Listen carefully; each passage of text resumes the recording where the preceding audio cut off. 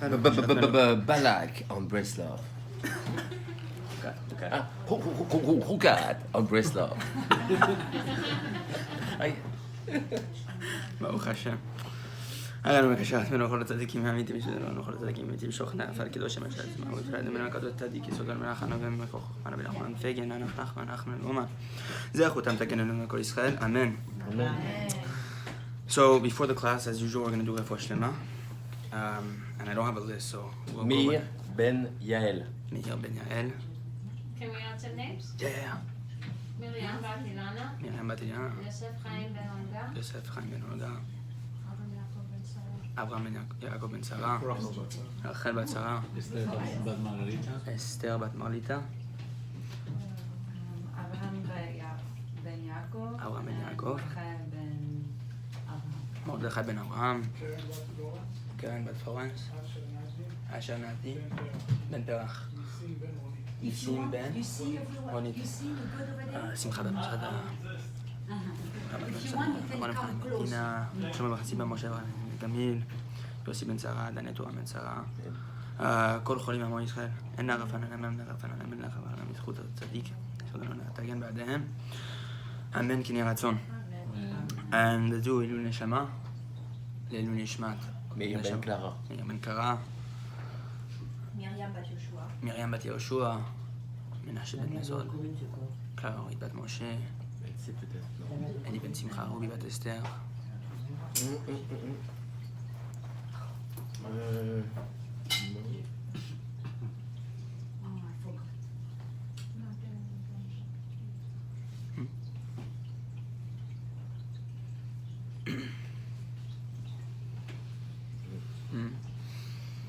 וכל סימון בת חנה. סימון בת חנה.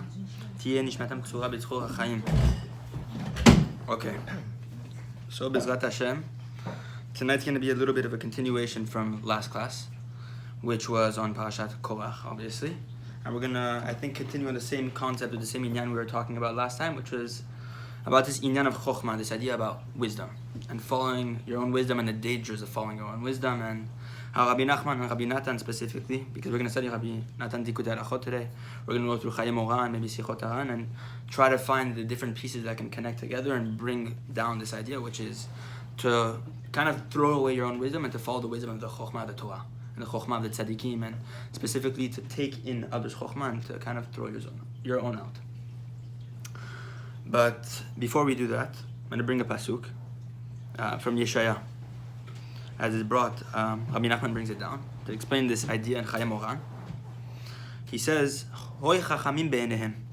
In Yeshaya, it says that woe to the chachamim, woe to those that find themselves chachamim in their own eyes. What that means is, woe unto those people that think they're wise in their own eyes. Never follow your own wisdom, basically. And we're going to see how that today applies in Chukat, and specifically with the first mitzvah of this parasha, which is para aduma, which is the mitzvah of the red calf, the red heifer, in which we say we burn the ashes, and the Kohen takes it and he sprinkles it on the person who's impure, specifically the one who's impure by the impurity of death. Someone who gets in contact with a dead person, or who's in the same room as someone who passes away, or something like this. And this method with the red heifer, and specifically the para aduma, is supposed to purify that which is impure and impurify the pure one, which is a concept which doesn't really make any sense. And this is why the parasha begins with, or the second pasuk begins with Zot Chukat Torah. These are the laws of the Torah, right? But Chukat is a very specific term, in which Chukah is a law which you can't understand. There's different types of mitzvot, and certain mitzvot you can understand, certain mitzvot so-so, and certain mitzvot you cannot understand whatsoever. And it's known that Shlomo HaMelech, the wisest person we say in the history of the Jewish people, it says that he tried to delve into the mystery of the Torah, but he couldn't understand it. Because the mysteries of Hashem cannot be understood. And this is one of them, specifically probably the most famous one, the para aduma. Why it impurifies the Kohen who is pure at the time, because the Kohen is doing the service to the one who's impure.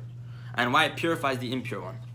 So the person who got in contact with the dead person becomes pure, and the Kohen who was pure becomes impure. So this entire method is very, very illogical in a sense, and we're going to come to understand that it's not only applicable to this, but to something much more.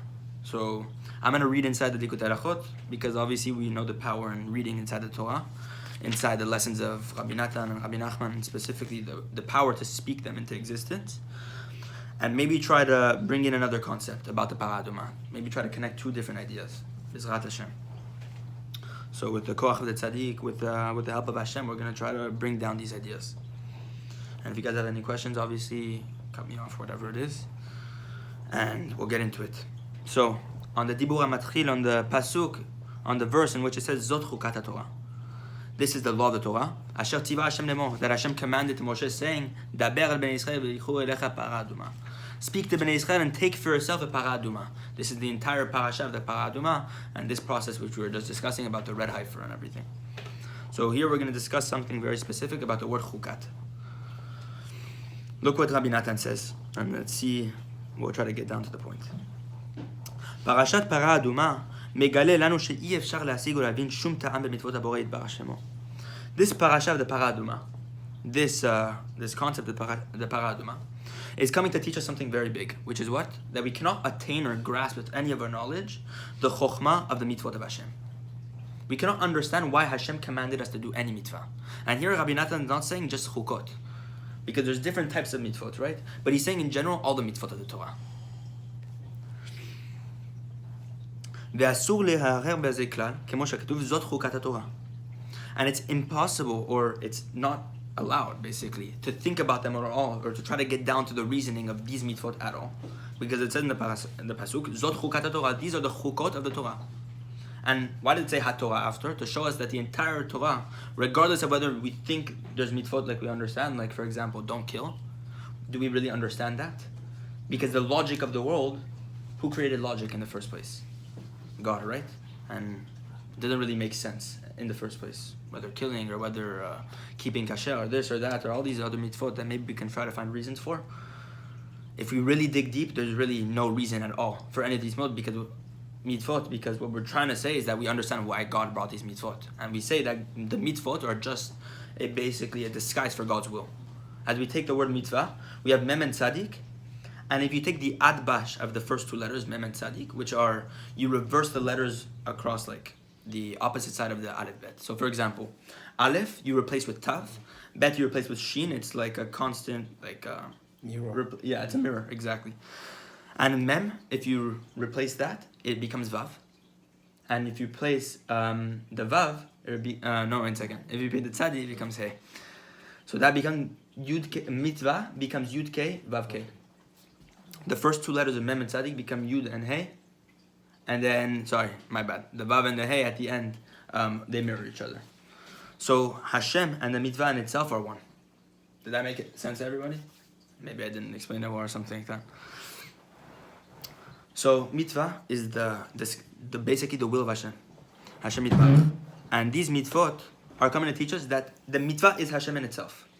Rabbi Nachman has an entire Torah and Torah of Likutei Moran, in which he discusses the power of doing a mitzvah with simcha. Why? Because the way in which you do the mitzvah with simcha is actually reflecting God's happiness with the way you do the mitzvah. Which means, if you're not happy doing a mitzvah, Hashem is not happy with your mitzvah.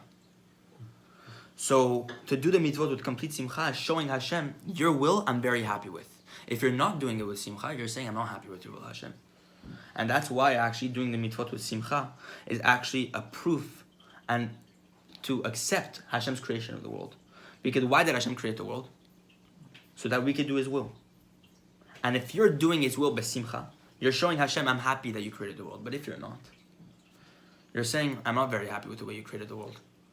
And that's coming to show, sometimes it's better not to burden yourself with so many mitzvot, and to actually step back and to say, okay, let me do step by step and do whatever I can with simcha. But that's another inyan entirely, it's another idea entirely. But the mitzvot are something very precious, and in fact, what Rabbi Natan's coming to say is that all of them we can't understand. So let's see what he says. He continues. וכמו שפרש רש"י, לפי שהשטן ואומות העולם מונין את ישראל מה המצווה הזאת ומה הטעם יש בה. לכך כתוב חוקה. So this is what Rashi says on this pasuk, that the Satan, the evil accuser, the evil angel, and all the nations of the world, they come and they mock Bnei Israel.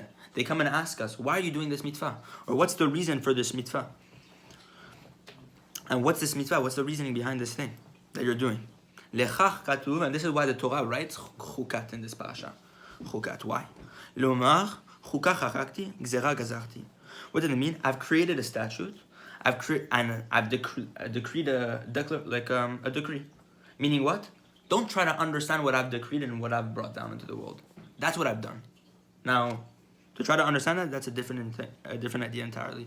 And we're going to try to understand that a little bit later, how the tzaddikim come to these deep reasonings about the mitzvot, and these deep concepts about Hashem and Hashem's will and all these things, and why that isn't a contradiction to what we're saying right now. En lecha reshut leharer achareha. And this is why Rashi says, and why the Midrash actually writes, Midrash Rabbah, and the Gemara in Masechet Yoma, it writes that we have no permission to think about these mitzvot and to really get down to the reasoning behind them, meaning why I'm doing this mitzvah. Not necessarily to come to Avodat Hashem, but to question after it and to say, what's the reasoning behind this mitzvah? Why did God think about making this mitzvah? So let's see where he goes on to this. וזאת המצווה של פרה אדומה, לא ללמד על עצמו יצא, אלא ללמד על הכלל כולו יצא. This mitzvah of the para aduma is not coming to teach us about a principle or a specific idea. It's coming to teach us about something very general. Not about the para aduma, because what we just said is that the para aduma is not understandable across like any of the whether it's sod or whether it's megale or whether it's the revealed aspect of the Torah, whether it's the deepest parts of the Torah. We cannot understand para aduma. So what's it really coming to teach? It's coming to teach a general principle. Not something about the mitzvah in itself, something bigger. He continues, לגלות ולהורות על כל מצוות התורה שאסור לרחר אחר טעמים כלל. Coming to teach us that upon all the mitzvot of the Torah, it's forbidden to think about them and to find reasons for each and every one of them. ועל כן, גם שאר המצוות נקראים חוקים. This is why all the other mitzvot are called chukim as well. כמו שכתוב, והחוקים והתורות. The mitzvot and the Torah, basically. The chukim, the laws that are not understandable, and the Torah, and all the entire Torah, basically. Meaning that all the mitzvot of the Torah are these chukim. ופרש רש"י גם שם, כגון אכילת חזיר ולבישת שעטנז, וכולי, שאומות העולם מעונין את ישראל כי אין בהם שום טעם.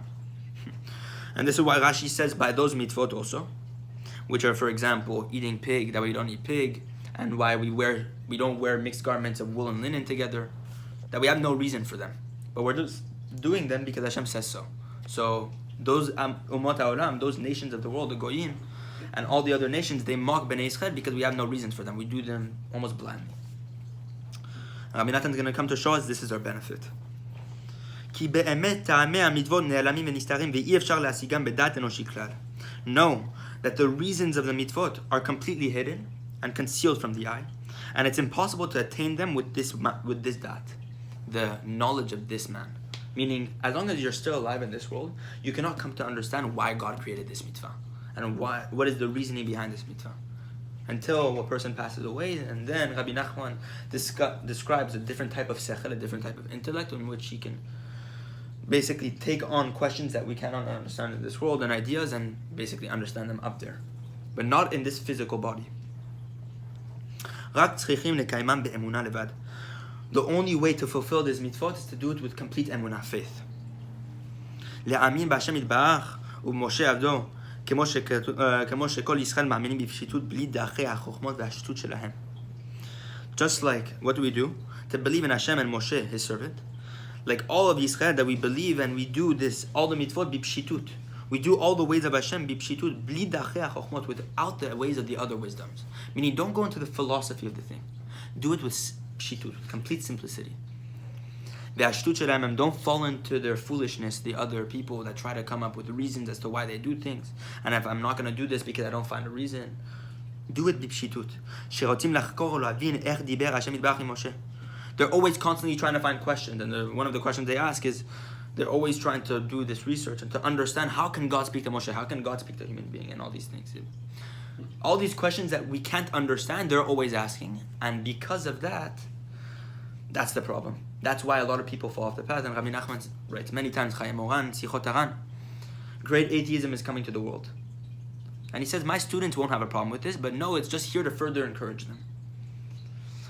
And the many prophets, like Daniel and Yeshaya, they've also prophesied that great atheism would come to the world. And Rabbi Nachman says this is the final test from on high. The final test before the Mashiach is going to be a test of atheism. And all those who don't stand up to it, unfortunately, will fall. And the way to save yourself from this is Rabbi Nachman, maybe we're going to try to get into another piece, but it discusses later. Rabbi Nachman says one who holds on to the tzaddik, one who attaches himself to the true tzaddikim, at the end of times, it says all those people who are not attached will be shaken off the end of the earth. Because they won't be firm in faith. But one who attaches himself to the true tzaddikim and their chokhmot and their wisdoms, which is the Torah, Kedusha, the Gemara, the books of Rabbi Nachman, the books of the Ari HaKadosh, Rabbi Shimon Bar Yochai, the Zohar, they'll be able to hold on with emunah. And they'll be able to hold on to the earth at the end of times. But it's funny enough, he's saying, I'm warning you guys in advance, know that there's great atheism coming to the world. And the final battle of Gog and Magog, a lot of people interpret it as being a final third war, whatever it is. Many Chachamim, it's described in Zechariah and the many prophets and all this stuff about this final war that's going to happen before the Mashiach.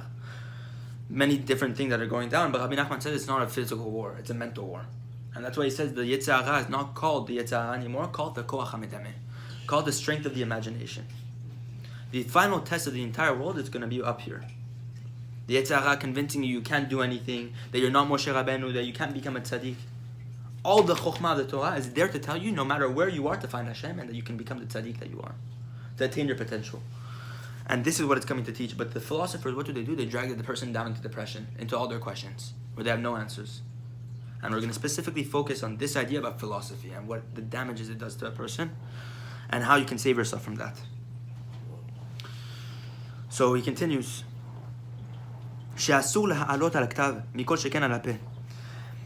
What is it? It's forbidden to put this in writing, all these ideas, these deep concepts of how Moshe can speak to Hashem and all this stuff, and specifically to verbalize it with your mouth. Don't try to explain these things because it's impossible.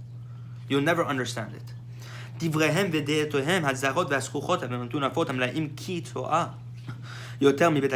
What's he saying? His language here is very fascinating. He says their words and their knowledge, the knowledge of these philosophers and these people that question everything in the Torah, what is it? It's completely rotten, it's foreign, it's dirty, and it's hamleim kitoa. It's filled with basically, not pretty word, dung basically. More than the bathroom. You see, Rabbi Natan never uses this language, so to read this is quite taken aback. And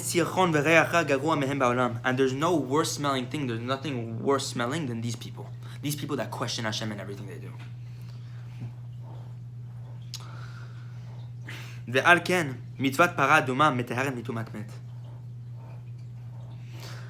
before I get to this, there's actually a story of Rabbi Yisrael Dovodeser.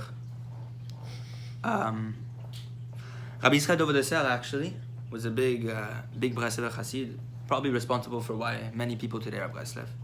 Most people today are Breslev because of him. The fact that he did Hafatza and spread the teaching of Rabbi Nachman so far to the simplest of people. He did things that you couldn't imagine. Lowering himself to speak to the simplest of people. It's funny. I actually want to show this to you guys. I don't usually do this, but it's actually amazing. I saw a picture of Rabbi Yisrael, which comes to show you who's debatably the tzaddik of his generation. Complete bitur to Rabbi Nachman, completely throwing away everything just to say that there's a tzaddik in the world. Taking embarrassment and busha from the biggest tzaddikim of his generation. He would embarrass himself on purpose so that he wouldn't receive kavod. You're talking about a level that's beyond imaginable. And I saw a picture, I came across a picture yesterday, of Rabbi Yisrael with this person. No kippah. If you want to pass it around or something. It's actually amazing. You see Rabbi Yisrael in that picture with a person who barely seems religious, no kippah, wearing a beater basically, and speaking to him like as if he's a friend in that picture. And the beauty about that is that he lowered himself so far low to speak to the simplest of people, not taking any kavod for himself. And the reason why I say Rabbi Yisrael, because I want to get to a specific story about this, the smell, in which a person came to him, a big Rosh Yeshiva at the time. This was about 4 years ago, maybe.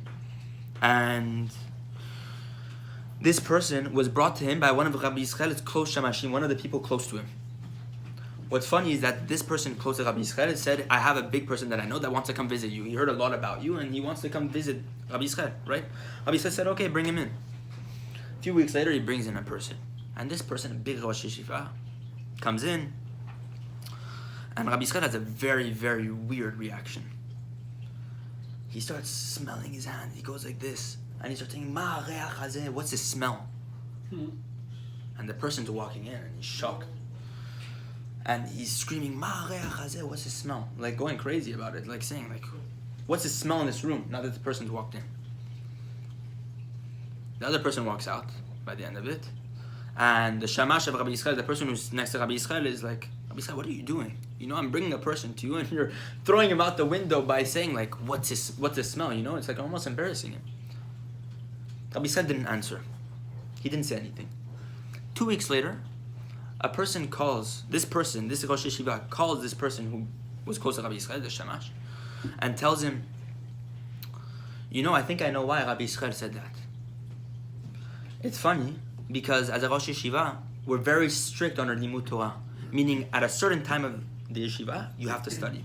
And right after tefillah, they have a little bit of time to eat, and they go and study immediately. And a lot of people want to go to the mikveh, and I don't allow them. Because I think it's bitul Torah.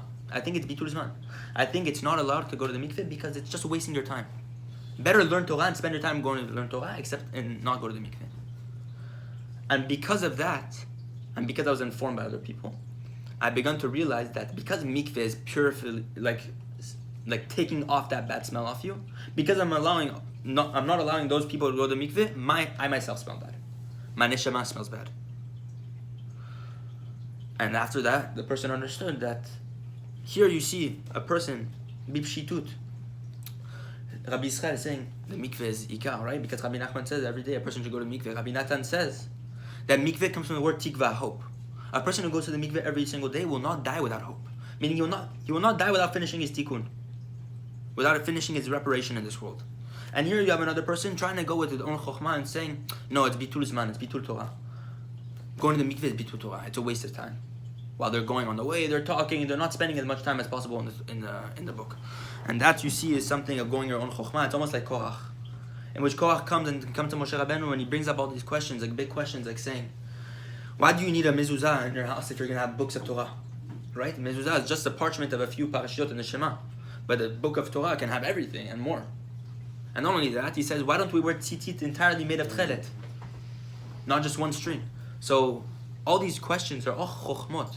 That a person can be very well versed in the Torah, but if a person doesn't nullify his humility and nullify himself to someone who's even greater than him, and the Hashem Yitbarach, and to completely nullify himself to the simplicity of the Torah, then what happens? He can get boggled down by it and come up to his own wisdoms.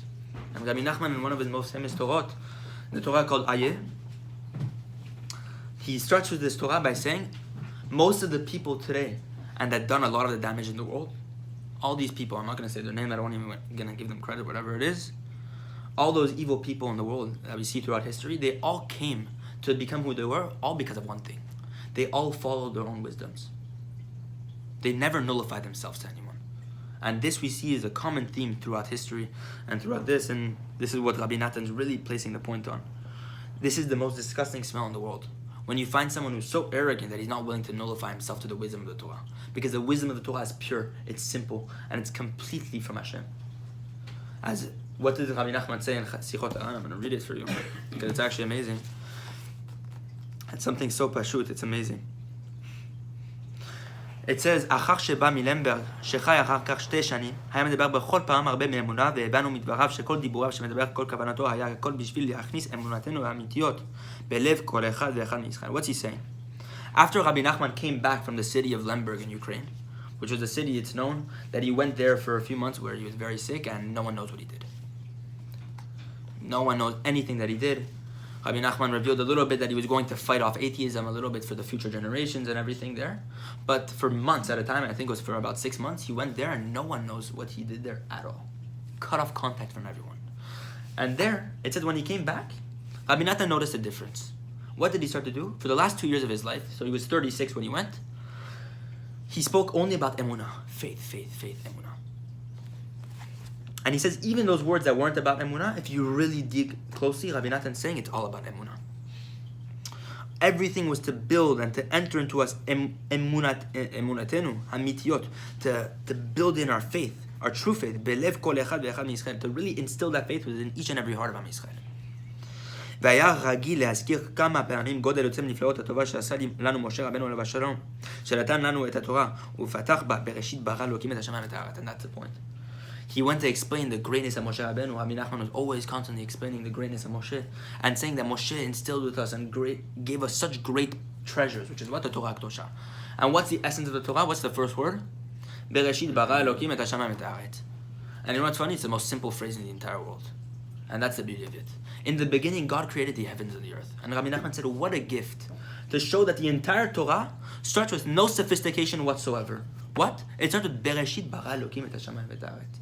In the beginning, God created the heaven and the earth. What's more simple than that? And that's the emunah that Rabbi Nachman is going to hint on. That his entire Torah is based on one inyan, it's emunah completely. And the reason why we're not redeemed is because of emunah. That we have a lack of emunah. As it says in Torah Zayin of Likutei Halachot, the galut is only because we have a cheschon emunah, a lack of emunah. And when will the galut come? When we reinstall that, when we reinstill in us that emunah. And how do we do that? By the true tzaddikim. By following the Torah. So Rabbi Natan continues. ועל כן, מצוות פרה אדומה מטהרת מטומאת מת.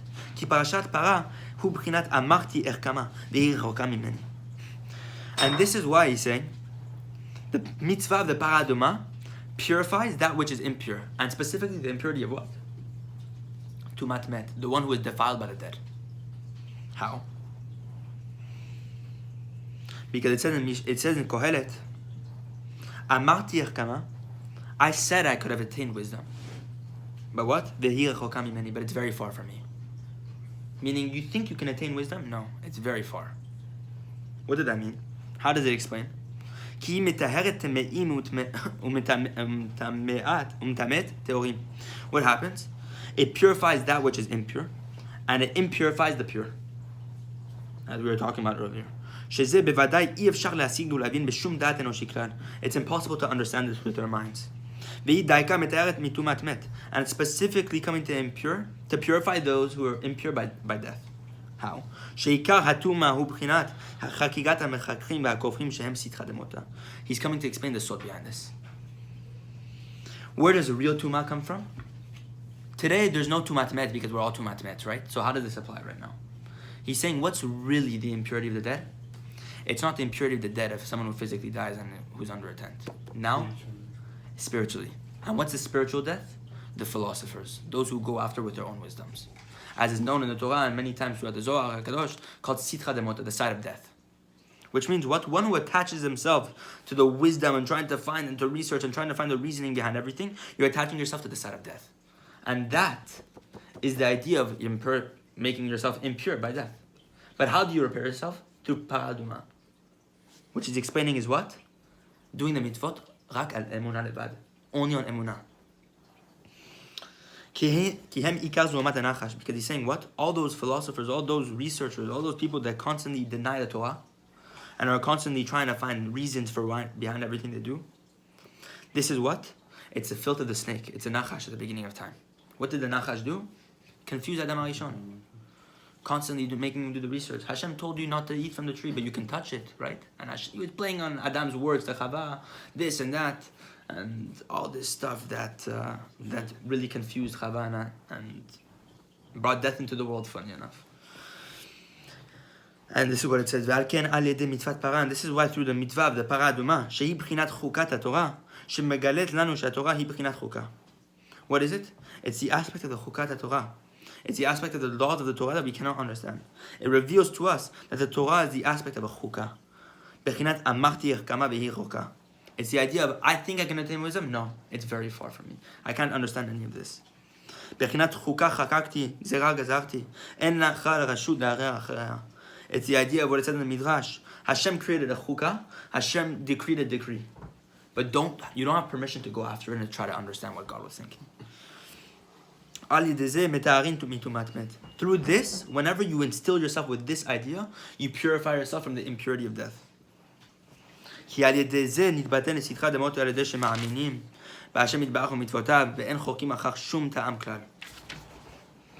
Because through this, what happens? You nullify this aspect of death. And with this faith in Hashem Yitbarach and the mitzvot, and the fact that you don't go after and try to research after everything, after any reasons, and you just do them with simple faith, רק מקיימים אותם בדרך חוקה לבד, that you fulfill the mitzvot in the aspect of חוקה, which is חוקה, like something you don't understand. חוקה לבד, שזה עיקר האמונה. This is faith. And with faith, you repair the side of death. So how are you going to do how is the redemption coming, he's saying? For a person who does the mitzvot with complete emunah, complete faith, not trying to reason behind everything. And it's something that unfortunately today is very, very difficult because everyone you speak to also always has their reasoning for why they do this and that. And rarely do you find someone very simple enough that says, I'm going to do the mitzvot because Hashem commanded me to do so. One time Rabbi Nachman said, I'm jealous of the person named Yosele. You know what Yosele was? Every Friday night he used to go to tefillah. He also open up his tefillah book. And he didn't know how to pray. So he'd do all the tefillot. He'd do shacharit, mincha, arvit, and he'd do everything. Bipshitut gamur, with complete simplicity. Rabbi Nachman said, I'm jealous of that person. Not the big tzaddik, not this, not that. I'm jealous of his simplicity because he has the ratzon to get close to Hashem without any reasoning. Just because Hashem commanded him to do so. He has the joy of the mitzvah. That's a real olam haba. Whenever you can perform the mitzvah, not because of your own reasons, not because of your own chokhmot, but because Hashem commanded you to do so. And that's how the redemption is going to come. And that's what he's saying is the sword of how to defeat atheism.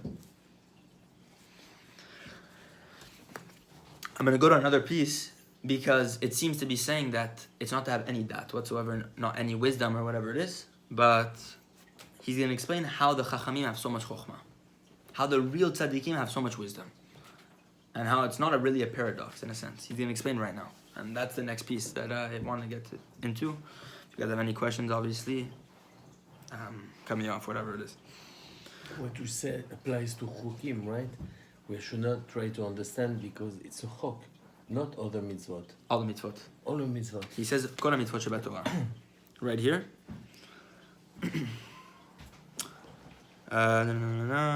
ועל כן גם שאר המצוות נקראים חוקים. All the other mitzvot are also called chukim. Which means every mitzvah we have to serve with Hashem, serve Hashem bipshitut, with complete simplicity. And that's something we're not instilled with, so it's very hard to get out of it. So it's something that you have to pray to Hashem very much for, to pray a lot. And what's prayer? It's emunah. As we know, Rabbi Nachman says in Torah Zayin, Torah Tet, he says, what's the essence of emunah? Tefillah.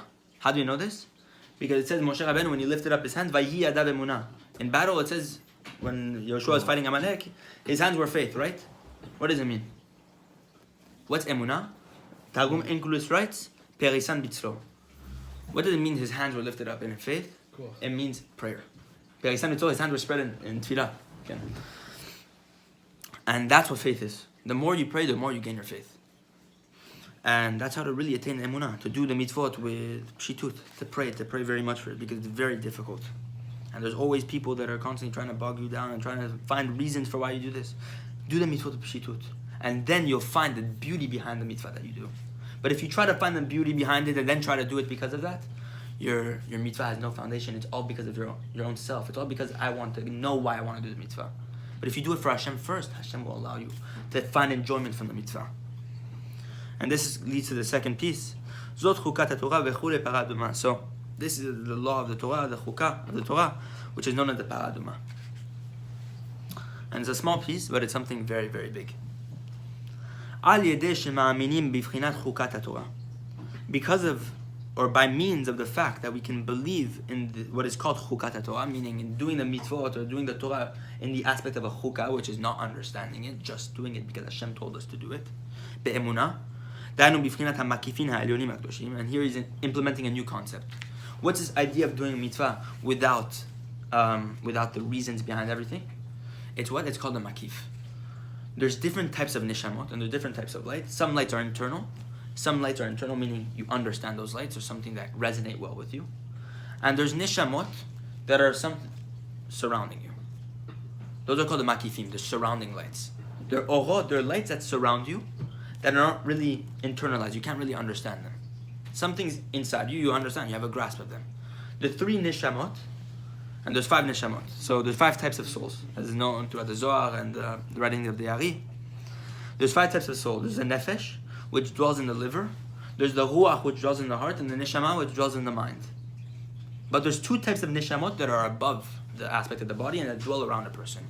And it's very rare for a person to attain this, except for the very, very big tzaddikim like Moshe Rabbeinu, Bar Shem Tov and the Ari HaKadosh and Rabbi Shimon Bar Yochai, Rabbi Nachman, who've attained levels called Chaya and Yachida.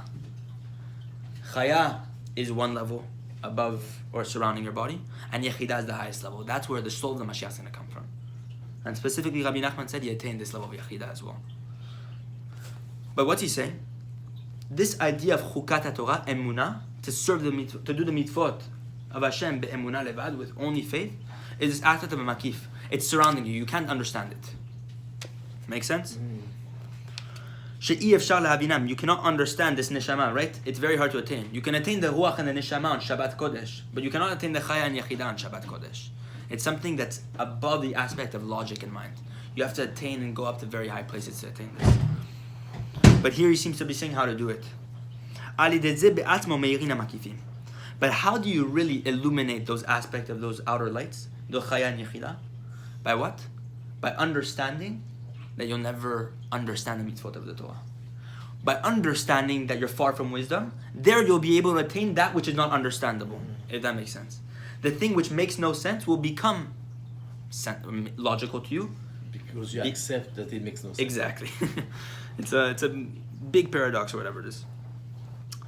And it takes emunah to believe in that, obviously, because you're saying, I'm going to serve Hashem with emunah, and if He gives it to me, then He'll make me understand those questions which everyone has. For example, the free will question, which no one likes to get into, and I'm not going to get into it certainly, because this is not the way of Rabbeinu. But Rabbi Nachman was once in Chaim Oran, actually. He writes, Rabbi Nathan always says, when Rabbi Nachman was doing something, know that he never did the same thing twice. Every time he did something, know that was the last time he was going to do it. Meaning he will never repeat to do something, to constantly do the same thing over and over. When you did something, whenever the wisdom overflowed, as he'd say, because he's saying, I never really reveal anything to anyone. But sometimes when the vessel's overflowed with chokhmah, I have to have someone next to me to share it to. And one time Rabbi Nathan wasn't there, so he told Rabbi Nathan later, you weren't there to receive. I need someone constantly by me to receive the chokhmah that's constantly overflowing. Because I only reveal when it's overflowing. What's he saying? When it overflows, and that happens, know that the same thing, Rabbi Nachman doesn't want to stay on the same level. He's always constantly moving. So he said when Rabbi Nachman did something, know that he's not going to do it the same time again, because he's going to constantly try to move to the next level and next level. So what you saw that time, that's the last time in history it's ever going to happen. The first and the last. So what did he say? Know that this big question of free will, that God knows something and then you're going to, what do you call it?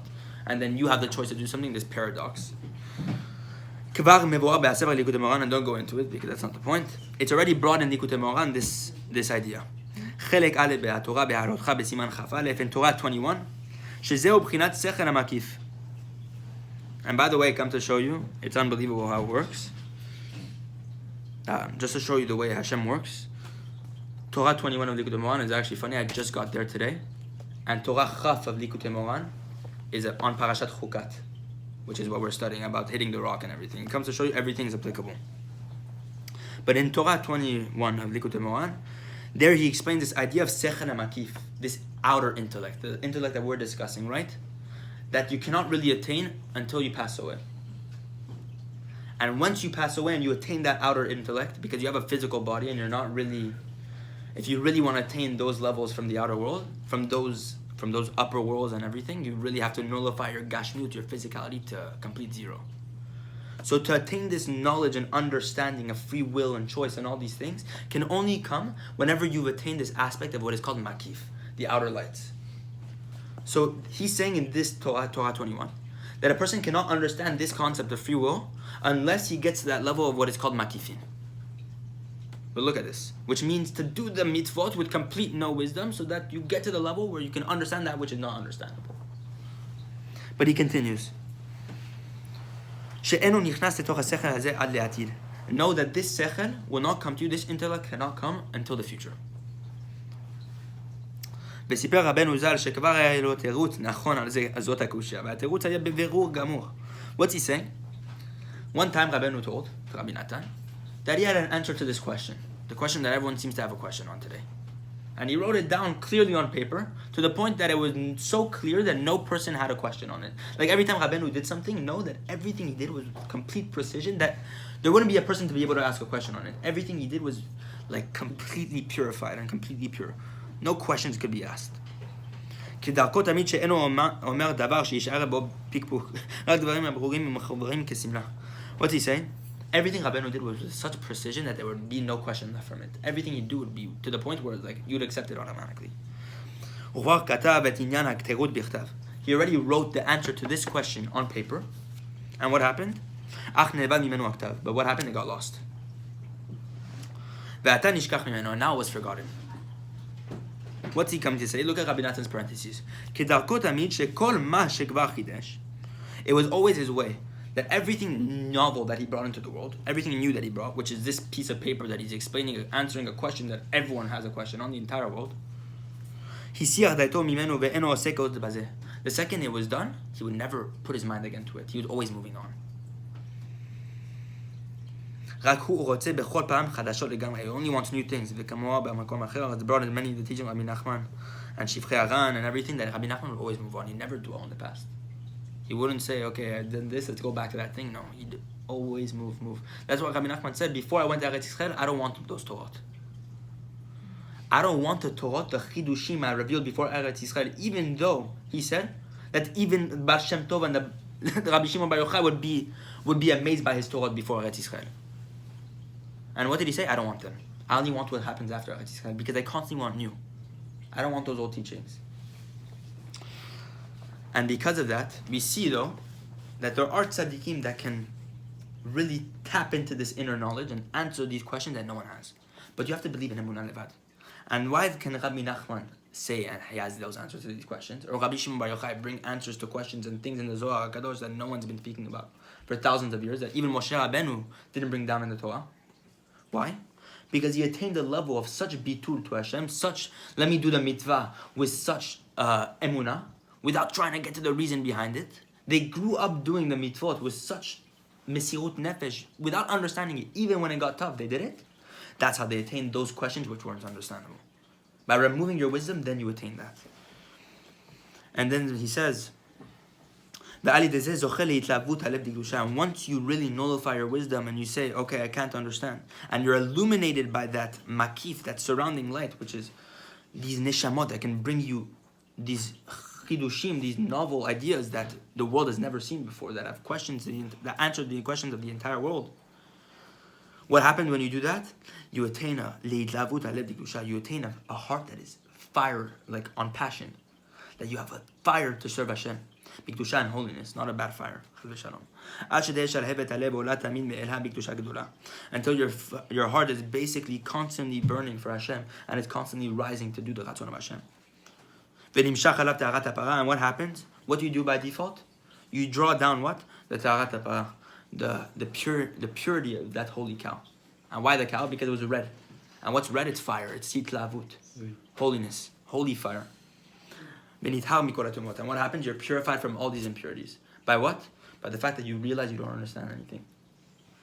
That's what it mentions that Rabbi Nachman mentioned at some point of time that I think it's related to the makif, that Moshe Rabbeinu was not afraid to go in the darkness, and that and he mentioned something that I didn't understand, is that he says because the willpower of a Jew is stronger than the deen, when he relates that to the fact that Moshe Rabbeinu was going in darkness without being afraid.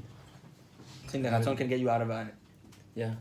Can you repeat that thing? What I mean, the cow is red because of Meaning, what's the redness of the cow? Why the para specifically? The cow represents this, the paraduma represents this mitzvah that we don't understand. Well, the red represents the sin, and that's why burning into ashes, that's why you burn the entire cow and put it into the water, because the water represents the Torah, to clean the sin of you. That's also a beautiful inyan. But the redness of the cow, redness we know is din, right? According to the Sod. And what's fire? Red. It's the inyan of the gvura. So because you have this fire though, but you're translating it now to holiness, it's not the fire to try to find the questions to everything. It's the fire to do the Ratzon of Hashem bipshitut, with simplicity. When you have that fire to serve Hashem with that simplicity, you're translating that redness, which is impure, and you're making it holy.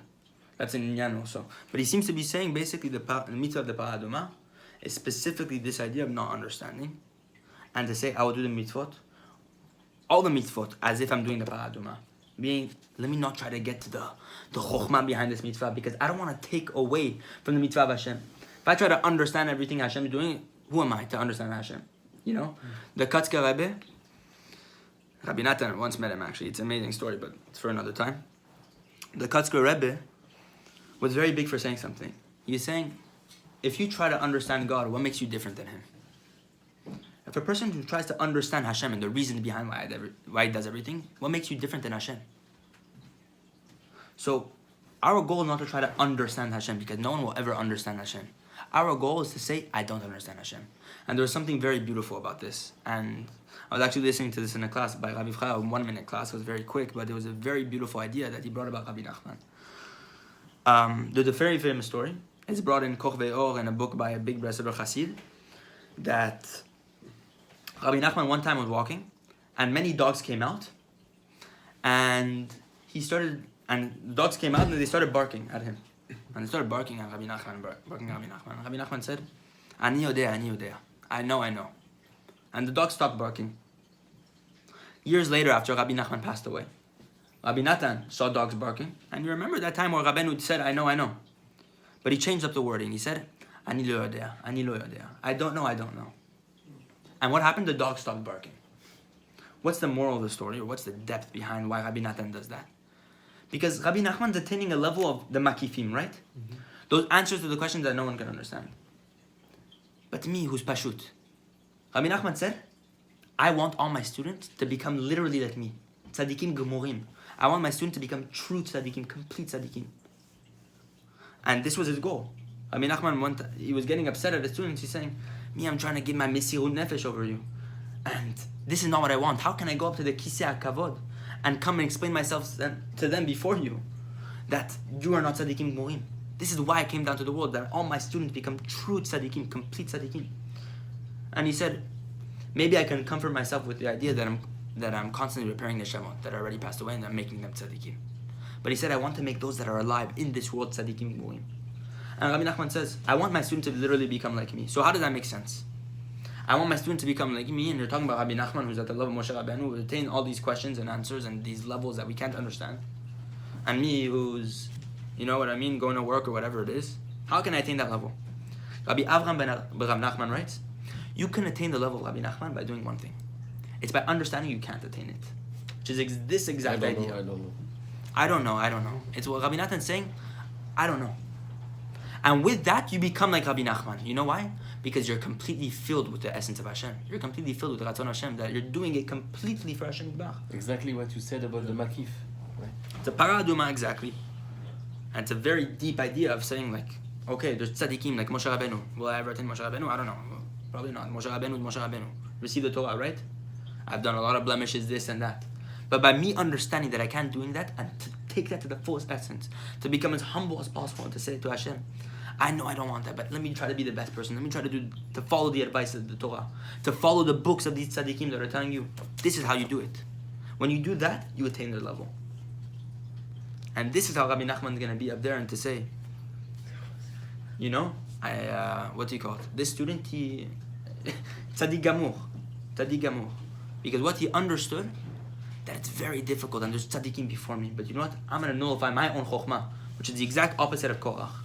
I'm going to nullify my own chokhmah and to come to the tzaddikim, the true tzaddikim, and to come learn their chokhmah and to apply their teachings. This is the essence of the teaching of Rabbeinu and all this stuff. And it's something very powerful to take away. If you guys have any ideas, maybe I can move on to another idea of, I want to stick with this or something. I had something else prepared about the tzaddik, a little bit more interesting and different. And maybe we can try to connect the both of them. But we'll see wherever Hashem leads us, honestly. Okay, it's also on the paraduma, so it's very applicable. And actually, maybe there's a different inyan before we get to the next topic. I wanted to speak about a little bit of tefillah, because we say tefillah is emunah. We said earlier that tefillah is emunah, and what's emunah? It's this idea of, okay, I don't understand, but I'm still going to continue to do with real passion, and to do it with Hashem, with simcha. I don't understand the ways of Hashem, but let me do it. With simcha, with pshitut. And that's tefillah. You know why? Because tefillah is a world that is hidden from you. It's called the Alma de Ikasya. It's the world that's completely concealed. And because tefillah is concealed and we don't see the fruits of our tefillot, a person gets easily discouraged and doesn't really have the koach to pray. Rabbi Nachman, one of the principal teachings, which was this idea of chok v'lo yavor, a law that every person every day has to keep and not pass over and not miss, which is this idea of hitbodedut. 1 hour a day, sha'a miyuchedet, he writes, a unique hour of the day, a specific hour of the day. For an hour, you speak to Hashem in your own language. In tchinot, in begging Hashem. Completely out of the mercy of Hashem to bring you close to Him. And this is the essence of faith. And there was one time, Rabbi Nachman's grandson, 18 days before Rabbi Nachman passed away, 18 days before Rabbi Nachman passed away on Rosh Hashanah, Erev Rosh Hashanah, he called his grandson, Yisrael, next to him. And he had all his students surrounding at the big table.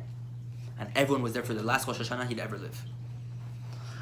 And there, he's very sick with tuberculosis. It was known that he was coughing up blood for hours and hours a day. Hashem Yirachem. And he called his son Yisrael, and he tells Yisrael, come here. I want you to pray for me. And he tells this in front of all his students. I want you to show them what it means to do tefillah. Yisrael says, give me your watch, and I'll pray for you. Rabbi Nachman goes crazy. He's like, look, he's already a Rebbe. He's already asking for something in return for my tefillah. But he gives him the watch.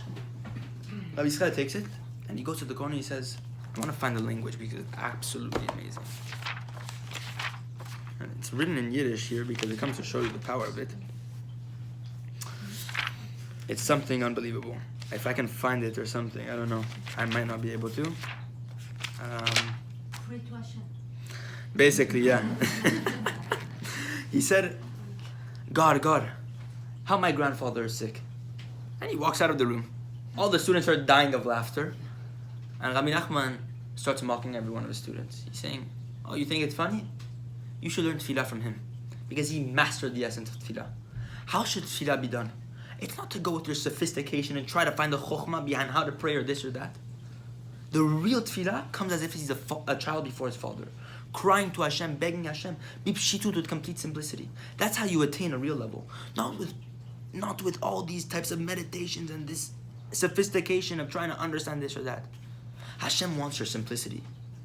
And Rabbi Nachman is showing all his students who are all massive tzaddikim. You're talking about students who live with the Baal Shem Tov. You're talking about Rabbi Natan, who already called Rabbi Nachman 8 years ago, had already called Rabbi Natan a tzaddik. Students who are massive tzaddikim. And here he's telling all the students, learn to pray from Yisrael. Which is what? Hashem, bring me close to you. Hashem, you're my grandfather. With complete simplicity, no sophistication whatsoever. That's how we have to pray. Every single day we go to Hashem. Be'emunah. With emunah that Hashem is going to save us from everything. Because hitbodedut is one thing I'm going to tell you for certain. You don't see it. You'll begin to see things. Hashem will give you signs. And there'll be times where it's very difficult to do hitbodedut. You won't see anything. But a person who sticks around to do it, he'll become tzaddik gamur. And that's a certainty, Rabbi Nachman said. A person who sticks with hitbodedut every single day, he's going to attain the highest of levels. Because he says, a person cannot be ish kasher be'emet, a truly upright person, without hitbodedut. Because what's hitbodedut? It's complete faith in Hashem. That Hashem is going to bring you close to Him. Just because of what? His mercy. Because you're begging Him like a child before his father. And how can a father not listen to his child? How? There's once a story of the Baal Shem Tov, in which the Baal Shem Tov once visited a town and told the entire town would be destroyed in 30 days had they not fasted and done all these things. Because there were lots of dinim and judgments on the town. And the town goes into big Yom Kippur Katan, basically, almost in a sense. Like a big Yom Kippur. They go fasting, they do all this stuff. And by the end of it, the Baal Shem Tov says, no, the decree's not been cancelled, it's got worse. And this and that and this and that. And a few days pass. And one day when they're all gathered on a day of fast in the entire shul, the Baal Shem Tov cries out from the middle of the shul, the decree's been annulled. One of his students goes to Baal Shem Tov, why now? We've been fasting all this other time, and why specifically now? Whose tefillah, or what is it that caused this tefillah to completely break the heavens? The Baal Shem Tov said there's a woman in the back that told Hashem, and I quote the way it's brought in the story, God, if you're like a father to his children, Me, like a mother who has children, and when I see my son in pain or my daughter in pain, there's nothing that gets my stomach turning more than when I can't help him. So if you're such a good God, why don't you help us right now? Because if you're like a father before his child, then you have to help us. With complete pshitut. It was almost like she was blaming God for everything. And Rabbi Natan and the Baal Shem Tov said, that tefillah is the one that broke the heavens. You see, you don't need any big sophistication. You need pshitut. It doesn't mean to go scream at God, God forbid, because everything God does is for your best. But it's the pshitut of, it's bringing down a level of simplicity and saying, Hashem, if this is the way I feel, then you must feel the same way, right? So you have to know the decree on us, because just like a father can't stand his child suffering, then you too can't stand us. It's like a person who's relating to Hashem, who's speaking to Hashem in simplicity. And that's the level to really strive for. It's not these people that are... There's many different things, but I'll tell you one thing about Breslev. It's this idea of constantly working on yourself in specific tefillah. Tefillah is a very big avodat Hashem in Breslev. And there are many big stories of tzaddik and many big stories of Breslevers that they can't go to sleep without doing ibodedut. It's one thing that they do that you cannot go to sleep without. And it's something you cannot live without. It's ibodedut. Every single day I speak to Hashem. It's the most ancient form of tefillah, as we know in the Torah. We see that Yitzchak went out to meditate in the field, to speak to Hashem one-on-one, with complete simplicity. And this is something, a fundamental across Parashat. It's to restore your simplicity back. Don't try to be sophisticated. Don't try to think, I need to do this or this or this to attain. No. We know that Rabbi Avraham Chazan, who was Rabbi Avraham Rav Nachman, a big Breslev Chassid, a massive tzaddik, in his ibodedut, it was known that he would say, Hashem, help me do netilat yadayim bekavana. Help me do netilat yadayim with passion. You're asking a big tzaddik, massive tzaddik, who it says here, would study Likutei Moran in front of everyone, and he'd know by heart. He didn't need the book. He would give the Torah ba'apeh. And he's asking Hashem, in his ibodedut, help me do netilat yadayim bekavana. Be pshitut, with simplicity. Help me do it with love. You're talking about a level of simplicity. You're trying to restore that simplicity, and that's the best way. Every single day to restore your emunah by what? By going to do hitbodedut and all these things. And with hitbodedut, you'll attain all the answers to all those questions that once perturbed you and all these things. And the reason why a lot of atheism is coming to the world is because they don't do hitbodedut. Rabbi Nachman says, at the time of the Mashiach, I'm gonna try to. The way he explained it is actually quite amazing. He says something like this. The power of ibodedut. The Rebbe once said, there are certainly many religious people who do not seclude themselves with God. That's a do ibodedut. But I call them confounded and confused. When the Mashiach suddenly comes and calls them, they'll be baffled. They'll be out of place. When a man wakes up from his restful sleep, his mind is calm and relaxed. This is how it will be when the Mashiach comes, totally without panic or confusion. For the one who does ibodedut, who constantly yearns to come to Hashem, who asks Hashem with simplicity to bring him closer to him, to do the mitzvot with simcha, that's a person who will understand the Mashiach, who will see the Mashiach, and who will attain the Mashiach. A person who doesn't do this can't, because all the Mashiach is going to do is to restore that simplicity again. That's what you see in the books of Rabbi Nachman, the books of the true tzaddikim. You see that they're trying to restore the simplicity again, and that's the way to serve Hashem. I can go to another idea, but I don't know. If they don't have any ideas or something they want to share, I put you guys all on the spot, sorry.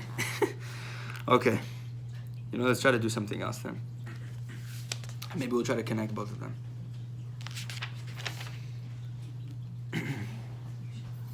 Actually, let's go to the first Torah, and I don't want to miss off this topic, because it's all about the topic of Emunah, which is very big. At the beginning of Likutei Moran, it's a very known concept. It's the first Torah of Likutei Moran. It's a Torah about Chokhmah. It's a Torah about Chen, basically, grace, and finding grace in the eyes of Hashem. But specifically about combining Chokhmah and Emunah together. Malchut and Chokhmah. Rabbi Natan in Likutei Tefillot, at the beginning for this Torah, as we know, Rabbi Natan compiled the Tefillah for each and every lesson of Likutei Moran. And for the first Tefillah, he compiled the Tefillah on it. And this Tefillah of Likutei Moran, and this Tefillah of Torah Aleph of Likutei Moran, he said something very powerful. He says that in the Zohar, it brings that Malchut is emunah. Malchut represents faith. That's basically the woman represents faith. That's why the woman is basically the foundation of the household, because she's the one implementing faith into the husband also. But what do we see? Malchut receives. It doesn't really give off anything, which means it's showing that it doesn't have a chokhmah of its own in a sense. It's saying, yeah, I don't understand anything, but here, let me receive, and with that, I'll be the head of the household, because what? I have the emunah to provide. So here Rabbi Nachman has a very specific idea in Torah Aleph, which is this idea, it's very deep. When you combine nun and chet, you get chen, grace. And with grace, all your tefillot can be answered before Hashem. Now what's nun and chet? Malchut, which represents the nun, as we know, and is brought in many of the books of the Kabbalah, and chokhmah is chet, as the first letter of chokhmah. When you combine these two things, you get what is called chen. And that has the power to answer all your tefillot. Why? Because it's exactly what we just said. Before you get to the chokhmah, Rabbi Nachman says you first have to go through malchut, which is a nun. What is the nun? It's emunah. It's this idea that I don't understand. How does he say you attain that? With one action. Learning Torah bekoach.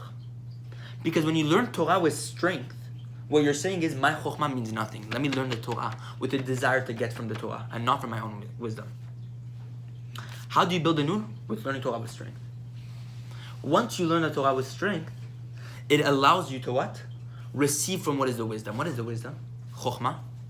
It's the messages Hashem sends you every single day. The messages Hashem constantly interact with you. Something happens to you that day. How do you receive and to understand what Hashem is trying to get from you? Because basically you're trying to say, I understand Hashem, right? You're trying to understand what God is sending to you, which is basically saying, let me understand what Hashem is doing. But you can only do that when you realize you don't understand, which is emunah, right? When I'm saying I don't understand anything, let me learn the Torah. Let me receive from the Torah. So this is just a very big soul on Torah Aleph. And we see, if Rabbi Nachman is writing the first Torah of Likutei Moran, which is this idea of combining chet and nun, emunah and chokhmah together, because first you have to have emunah, and then you attain chokhmah, true chokhmah. When you have that, that's the real emunah. That's the real idea of how to connect to Hashem. It's the real paraduma, how to do the mitzvot with emunah. To say, Hashem, I don't understand anything. I'm going to study the Torah with all my koach. But once you do that, l'shem shamayim, lishma, for the sake of Hashem, what happens? You're allowed to receive from chokhmah. And what's chokhmah? The chokhmah of Hashem. The way Hashem behaves in the Torah, the way He acts with you in every single action. This person's interacting with you, why is this happening? A person embarrassed you, why is this happening? And this is why it's the first Torah of Likutei Moran. I'm not to say why, because I don't know why Rabbi Nachman attention, but this is definitely very powerful. To come to understand that the foundation of everything is throw away everything you know. Accept the emunah, the chachamim, the tzadikim, and the chokhmah of the Torah.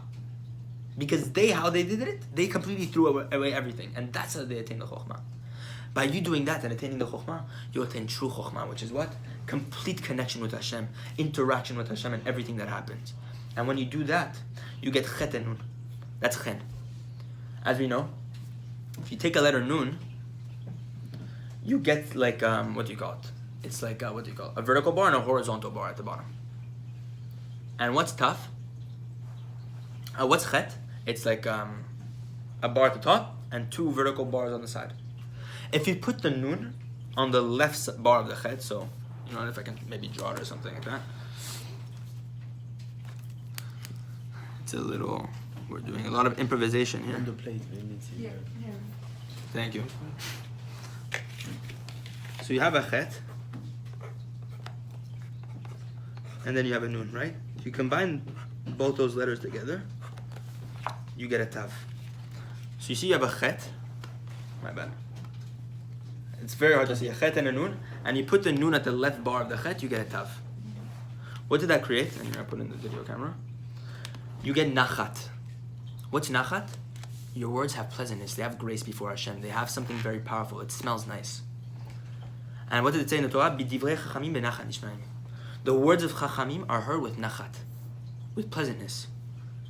When you have emunah, And then you're able to receive from the chokhmah to find Hashem in everything you do, because you cannot find Hashem in anything you do unless you realize that you're completely removed from Hashem, that you have no chokhmah of your own. That I'm just going to try to find Hashem in everything, bipshitut. When you do that, you attain nachat. You smell the most beautiful before Hashem. That's why Rabbi Natan also says, it comes to show you the complete ruach HaKodesh. With nachat, it's pleasant smelling, it's nice. What did he say in Likutei Halachot? The person who goes after his own chokhmah is completely, smells disgusting, right? It smells worse than whatever it was, I'm not going to say it. Comes to show you, because what? When you do the opposite route, you have nachat. You have this reach nichoach, you have this nice smelling fragrance before Hashem. And all your tefillot that you request before Hashem are answered, he says. This is the secret to get all your tefillot answered. Yismoch al emunah levad, to completely rely on the Torah on its own. And how do you do that? By studying the Torah with strength, and then what? To receive from the chokhmah, to find Hashem in everything you do.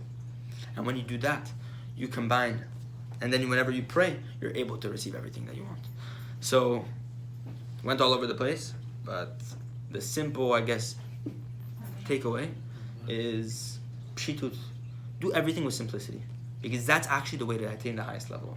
As Rabbi Nachman says, who's more pashut than Hashem? And the Arizal says, the way the world was created was with ora pashut, the simple light. And God diffused that light through the entire world, which means what? God is ultimately simple.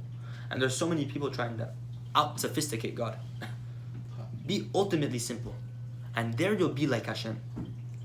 How do we throw ourselves everything we know? How do we throw who we are? Yeah, I don't know how to do that, honestly. I think tefillah, there's so many, I guess, like, studying the books of the tzaddikim. Bipshitut, I'm saying this, I don't know. It's the hardest thing, by the way. It's like become blank, zero again. But that's the beauty of it. Become who you are. Because, yeah, exactly. See, it's like, what's this idea? You're becoming someone you think you need to be, right? By following your own chokhmot. But when you throw everything you thought you are out, and you actually just instill yourself with the complete emunah of Hashem, what are you doing? You're just completely feeding the neshama. And what's the neshama? When I refer to someone, when I refer to you, I'm not referring to you, your body, I'm referring to your neshama. When I say me, I'm referring to my neshama. Which means what? I'm regaining the image of Hashem. Rabbi Nachman said something very scary. He said, one who studies the book of Moreh Nevuchim, which is the book of the Rambam, which is a book all in philosophy, which is unfortunately one of the things that Rabbi Nachman said he made a very big mistake on. Book about researching and finding the reasons and using all these arguments of the great philosophers like Aristotle and Plato and all these people. The Rambam wrote a book on this called Moreh Nevuchim. And Rabbi Nachman says, I can tell from a person's face whether he studied this book. And I can tell you for one thing, is that if he studied it, he lost the image of Hashem. He loses it gradually. And it's a very scary thing, because the Rambam, obviously with his good intentions, because he's a big tzaddik, and we can't defame the honor, we can't step on the honor of the Rambam, chas v'shalom, massive tzaddik. But Rabbi Nachman is saying, even Jewish philosophy, be very careful.